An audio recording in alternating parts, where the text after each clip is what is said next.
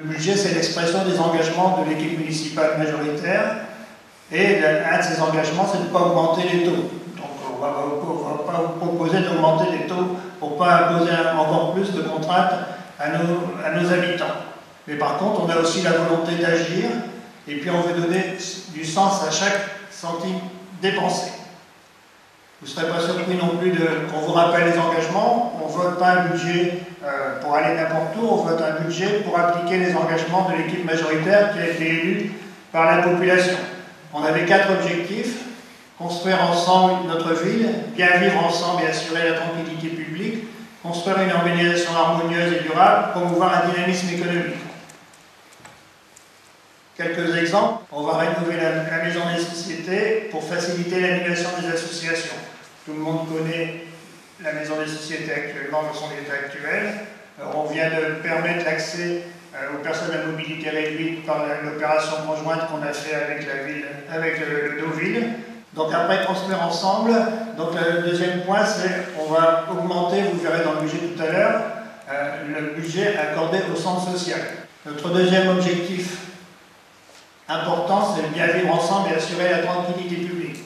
Rien engagé, par contre, on a fait des actions qui ont du sens aussi, c'est notamment tous les contacts qu'on a eus avec les personnes de plus de 75 ans où tout le monde a participé, tous les élus du conseil municipal, je vous remercie tous. Une deuxième action qu'on a engagée grâce à des contrats de service civique qui ont été négociés par la communauté européenne avec la mission locale. Et on a des jeunes qui font le tour de quelques aînés isolés pour les accompagner. Par contre, sur cette optique bien vivre ensemble, tranquillité publique, on va, et là ça aura une incidence financière directement sur le budget de 2021, comme on s'y était engagé, recruter un deuxième policier municipal rapidement. Troisième axe de notre volonté d'action, c'est construire une organisation harmonieuse et durable. Donc là, une information que je tiens à vous donner, parce que M. Desjardins a travaillé avec les services, et pour améliorer dans le cadre aussi de la réinternalisation des services des espaces verts, on va mettre en place une gestion différenciée des espaces verts pour améliorer l'ambiance générale de la commune. On va faire aussi dans ce domaine-là une étude énergétique sur tous les bâtiments communaux, parce que vous n'êtes pas sans savoir qu'on a peu de bâtiments communaux qui sont super économes, qu'en général c'est plutôt des passoires énergétiques, et qu'il est bien temps et plus qu'urgent de savoir où on en est sur les quelques bâtiments communaux que l'on a en propriété pour les rendre adaptés aux consignes et aux contraintes, notamment liées au réchauffement climatique. On a un gros travail à faire dans ce domaine-là, et d'abord faire un inventaire de la situation pour savoir comment on peut agir sur les uns et les autres. À ce sujet-là, dans le budget que vous allez voter prochainement, vous allez voir qu'on va remplacer l'ensemble des municipes d'école Jean Massé. L'école Jean Massé est un bâtiment que tout le monde connaît ici, parce que pour la plupart d'entre vous, vous y avez été scolarisés. Et malheureusement, depuis sa construction, les menuiseries étaient toujours celles d'origine, avec pas de double vitrage, les fluides sans arrêt, donc on remplacera tout ça. Normalement, si tout se passe bien et tel qu'on le souhaite, avant la prochaine rentrée scolaire. Dernier point de notre volonté d'agir et de donner du sens aux dépenses que l'on va faire cette année, c'est le contact avec le dynamisme économique. Alors, le dynamisme économique, c'est compliqué, c'est une volonté ferme mais qui n'est pas forcément évidente à mettre en place. En tout cas, ce que je veux confirmer lors de ce conseil municipal, c'est que tous les commerçants de la ville ont été contactés, notamment par Blandine et Jean-Louis. Et donc on a une relation très importante avec eux, et on peut notamment mesurer leur détresse actuellement dans cette période où pour la plupart ils travaillent plus qu'au ralenti. Je pense en particulier aux trois restaurateurs qui avaient eu l'objectif d'ouvrir il y a quelques mois, en début d'année dernière, et qui malheureusement sont quasiment en arrêt parce que ce n'est pas les quelques repas qu'ils font en click and collect et qui va leur permettre de vivre. En tout cas, pour nous, c'est une grosse préoccupation, et on essaiera de ne pas les oublier, et en tout cas de faire le maximum pour les accompagner. Deuxième objectif en matière de dynamisme économique, je voudrais reconfirmer ici notre volonté très forte de faire de la zone Val Thorel un pôle d'attraction économique et d'animation, comme on l'a toujours dit. Et en fait, dernier objectif un dernier point d'ancrage concernant le dynamisme économique, notre volonté de réinternaliser un certain nombre de missions des services municipaux. Ça permet de créer de l'emploi local et surtout de l'emploi qui ne bougera pas, qui ne quittera pas Échicot. Voilà, donc ça c'est les grands objectifs. Je vais passer la parole maintenant à Nicolas Ouana pour qu'il nous parle, et à Céline Delposte pour qu'il parle des budgets subventions, du budget principal et du budget annexe des salles municipales. Proposer vraiment un projet très ambitieux qui va au-delà de la CEA, qui intègre bien entendu le SCOTA, et je pense qu'on peut vraiment travailler sur un très beau projet. Tout à fait. Alors là, c'est des axes, comme tu dis, structurants pour faire les transports domicile-travail. Ce qu'il faudra nous réfléchir en interne au sein d'Échicot, c'est toutes les liaisons transversales entre ces axes-là. Et là, on a effectivement tout à faire, parce qu'il y en a très peu qui sont effectivement applicables. Donc Nicolas Ouana va d'abord nous présenter les taux. Donc c'est vrai qu'on s'est réunis à la commission finance il y a une semaine. Donc c'était juste pour rappeler quand même ce qui est important, c'est que les recettes fiscales dépendent de deux facteurs. Une base fiscale qui est déterminée, l'évolution déterminée par l'État, qu'on multiplie par les taux qu'on vote et ce qui fait qu'on obtient nos recettes fiscales. Donc le taux, c'est nous qui avons la main dessus et ça fait partie de notre autonomie financière. Je vais passer sur la diapo suivante. Il y a un grand changement cette année, c'est qu'en fait, avec la suppression de la taxe d'habitation, la ville va récupérer la part départementale de la taxe foncière sur la propriété bâtie. Ce qui veut dire que les taux qui avaient été votés l'année dernière pour la ville et pour le département, on les additionne, ce qui fait qu'aujourd'hui, on va voter un taux cumulé. Ça n'a pas d'incidence pour les propriétaires redevables, parce qu'en fait, si c'est le cas, vous regarderez votre taxe foncière et vous verrez qu'effectivement, il y avait des taux qui étaient votés par le département. Sur la taxe que vous recevrez cette année, il n'y aura plus qu'un taux, c'est celui de la commune, en additionnant les taux 2020 de la commune et du département. On va aller sur la diapo suivante. Ce qui fait qu'aujourd'hui, on vous propose de voter pour la taxe foncière sur les propriétés bâties l'addition des taux de 2020, c'est-à-dire 23,57 et 22,26, donc pour un taux à 45,83. Ça veut dire qu'on n'augmente pas les taux. Vous voyez, donc il y a une prévision de deux produits à peu près à 2,8 millions. Donc on sera très vigilant à ce que on n'ait pas de perte de ressources, parce que la suppression de la taxe d'habitation est remplacée justement par la part départementale, et l'État a prévu de compenser les baisses ou les augmentations. Et aujourd'hui, d'après les premières estimations, on perdrait 160 000 €. Ce qui veut dire que l'État va nous verser 160 000 € de compensation.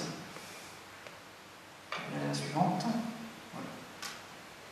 Donc par rapport à ces taux, on vous propose de maintenir le taux sur les taxes foncières aux propriétés bâties et reprendre le taux sur les taxes foncières de propriétés non bâties.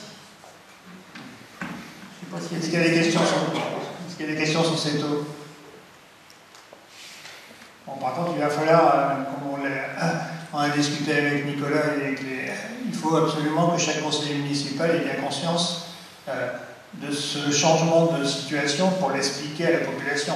Voilà, donc il est proposé au membre du conseil municipal de maintenir les taux, foncier bâti 45,83, foncier non bâti 57,43. Voilà, est-ce qu'il y a des abstentions, des oppositions? Merci, adopter l'unanimité.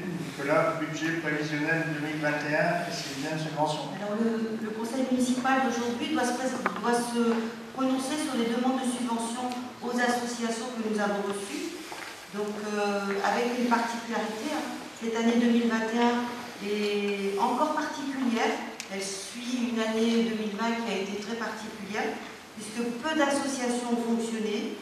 La subvention 2020 avait été déterminée sur la base de la subvention 2019, qui avait été décidée avec des critères que nous, on ne connaissait pas, que notre équipe ne connaissait pas.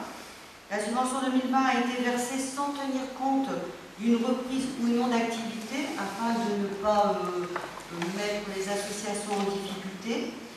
On a constaté que c'est qu'en fait, ça entraînait des excédents de fonctionnement, mais bien sûr, puisqu'il n'y a pas eu de dépenses importantes, puisque les activités n'ont pas eu lieu. L'étude des dossiers fait apparaître que la majorité des associations ont au moins 6 mois de fonctionnement.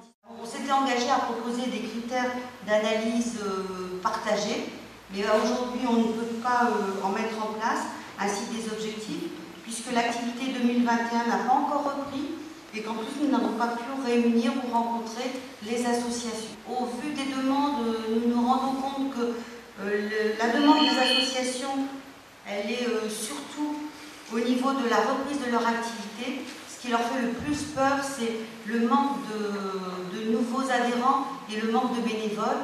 Et là, on s'engage, on l'a déjà dit aux associations, mais on le redit aujourd'hui, on s'engage à les accompagner sur ce schéma-là. Donc aujourd'hui, on vous propose de valider le tableau des subventions que vous avez reçu, en sachant que la subvention 2021 a été déterminée sur la base de celle de 2020, que l'on va valider un montant potentiel de subvention au titre de l'année 2021, puisqu'on vous propose de verser la subvention que si l'association reprend une activité. Donc, parce que bon, l'an dernier, on n'a rien dit, mais on sait qu'il y a plusieurs associations qui ont perçu une subvention alors qu'ils n'ont pas fonctionné de l'année, mais ça, personne ne pouvait le prévoir. Donc, de déterminer avec donc, les conditions de versement de la subvention de cette façon-là. Donc, une reprise effective de l'activité habituelle de l'association. Et pour les associations qui perçoivent une subvention de plus de 1 000 €, de mettre en place un contrat d'objectif avec eux, dès qu'on pourra les rencontrer, pour verser la subvention. Donc, toutes les subventions, en général, c'est le même montant que l'an dernier. Comme l'a dit M. le maire tout à l'heure, il y a une association qui est le centre social qui va avoir une subvention supérieure à celle de l'an dernier, puisqu'on propose de passer la subvention de 2020 à 325 000 €, de la passer à 350 000 € au titre de l'année 2021. Donc après des échanges réguliers avec le centre social, on s'est rendu compte que cette somme de 350 000 €, c'était la subvention qu'ils percevaient en 2012. Que depuis, bon, bien sûr, il y a eu l'étape entre deux qui ont fortement augmenté leur subvention, mais quand les étapes se sont arrêtées, ils ne sont pas revenus à la subvention de 2012. Et chaque année, on diminué leur subvention. On a vu avec eux, on a participé à l'élaboration de leur projet social. On a vu aussi avec eux quels étaient leurs objectifs et quels étaient les objectifs de la ville. Et on s'est engagé auprès d'eux à les accompagner financièrement à la hauteur de ce qu'ils demandaient, c'est-à-dire 350 000 €. Si, on leur a bien dit, si le conseil municipal en était d'accord. Voilà. Est-ce qu'il y a des questions sur les subventions? Mais il y avait des critères sur les sports, loisirs, santé, les sports de compétition, et après avaient été établis quelques autres critères, développés si vous voulez, la formation des bénévoles et tout ça, ça faisait partie de ces critères-là. Alors moi, quand j'entends et je vois cette phrase-là, voilà, monsieur le maire, le petit coup de gueule de l'ex-adjointe au sport. Sur une autre observation que j'ai jamais eu de retour, je vais demander à l'ex-adjointe au sport de nous fournir, pour qu'on joigne au compte rendu, au procès verbal plus exactement du conseil municipal, des critères qui étaient préalablement proposés dans la commission du sport, pour qu'on voit si éventuellement ces critères puissent nous servir de base de référence pour discuter avec les associations sportives. Mais ce que je demande à Marie-Paul Mariani officiellement, c'est qu'elle nous transmette son relevé des critères qu'on joindra au procès verbal. Comme ça, tous les membres du conseil municipal seront au courant d'une information qu'on n'a pas cachée, une information que je n'ai jamais vue écrite nulle part. Voilà, donc concernant cette délibération, est-ce qu'il y a d'autres prises de parole? Donc, est-ce qu'il y a des abstentions, des oppositions? Merci, adopté à l'unanimité, budget municipal 2021. Déjà, ce budget, en fait, voilà, on avait présenté il y a 2 mois le rapport d'orientation budgétaire, et voilà, ce budget veut transcrire justement ces orientations. Donc, comme disait tout à l'heure monsieur le maire, donc avec la réinternalisation de l'équipe des espaces verts, d'animation culturelle, le renfort de l'humain au niveau de la police municipale fait qu'en fait, on va faire bouger au niveau du budget 2021 des charges à caractère général vers de la charge de personnel. Alors le but, bien sûr, ce n'est pas d'augmenter avec un puits sans fond, c'est aussi une question de soutenabilité pour nos finances. Donc on cherche aussi à ce que, en fait, on ait une compensation, notamment au niveau des espaces verts, ont passé par des prestataires. Et donc, ce qu'on veut, c'est qu'il y ait une migration de ces prestataires dans la masse salariale. On peut aller sur la... Ce qui fait, bon, on avait vu en commission finance, ce qui fait qu'en regardant, alors c'est vrai qu'on regarde par rapport à budget, c'est pas la réalité, la consommation budgétaire, mais voilà, donc au niveau des chapitres 0,11, vous voyez, charge à caractère général, on a un transfert, une baisse, et en contrepartie, on a une augmentation au chapitre charges personnelles. Alors bien sûr, ce transfert est aussi en parallèle lié à une réorganisation des services, donc avec notre nouveau directeur général des services, travailler un peu sur une réorganisation des services et gagner en efficience. Donc voilà pour les grands points sur la partie fonctionnement. Je ne sais pas s'il y a des questions. Effectivement, il faut qu'on se dégage un autofinancement, et cet autofinancement, il passe à la fois par la gestion des dépenses et aussi la gestion des recettes. Donc là, voilà pour la partie fonctionnement. Maintenant pour la partie investissement. On vous a présenté lors du rapport d'orientation budgétaire il y a 2 mois nos projets. Voilà. On a construit un plan pluriannuel d'investissement. Alors on l'avait dit, c'est pas rentré dans le marbre, mais voilà, on affiche aussi nos grands projets. Donc par rapport à ces projets, vous avez pu voir, c'est vrai qu'un budget c'est un peu particulier parce qu'il y a des chiffres un peu partout, mais la transparence fait que, par exemple en commission finance, on a montré aussi les grands projets qu'on voulait mettre en place et qui sont dans la lignée de notre plan pluriannuel d'investissement. Donc voilà, à l'écran, vous avez présenté les grandes orientations de ce budget 2021. Donc vous voyez, donc on voit l'effacement des réseaux rue Marcel de Lys, donc un effort sur continuer l'éclairage public avec le remplacement des lanternes par du LED. On retrouve notre rénovation de la maison des sociétés. La réserve foncière, parce qu'on est aussi attaché, si vous voulez, avec le maraîchage, par exemple, à avoir toutes les opportunités si jamais un terrain cultivable pouvait se libérer, et que c'est vrai que c'est une compétence de la CEA, mais si jamais il fallait intervenir, donc on se prévoit une réserve pour justement prendre une option ou pouvoir développer ce maraîchage à laquelle on est attaché. On retrouve aussi donc les remplacements des menuiseries des écoles Jean Massé. Comme dans le plan pluriannuel présenté il y a 2 mois, donc, on sait qu'on réinternalise donc les espaces verts, donc il faut aussi faire un effort sur l'investissement. Donc voilà, donc on prévoit 60 000 € d'investissement pour tout ce qui touche aux espaces verts. Bon, il y a un remplacement de véhicules techniques et aussi, donc, on affiche l'entretien du patrimoine, c'est important. On a vu que, je ne sais pas si vous avez remarqué, donc on a la ferme de la salle François Mitterrand est en cours de réparation. Donc voilà, on veut aussi, de par cet entretien du patrimoine, éviter qu'il se détériore et qu'on se retrouve avec des factures un peu plus élevées. Donc ça a été aussi montré dans le rapport de la Chambre régionale des comptes, avec un sous-entretien du patrimoine dans la ville. Par rapport à cette année, vous voyez l'évolution des charges, des efforts d'investissement. Donc voilà, il y avait plutôt une courbe vers la baisse depuis plusieurs années. Donc là, on a une volonté de repartir, parce que bon, c'est de la dépense, mais qui appelle dépense, je vous rappelle, c'est bien la recette qui fait la dépense. Donc derrière, il y a des subventions qui doivent arriver. Donc bien sûr, tout projet sera présenté équilibré. En fonctionnement, vous voyez qu'on va voter cette année encore un budget en suréquilibre de 1 345 043 €.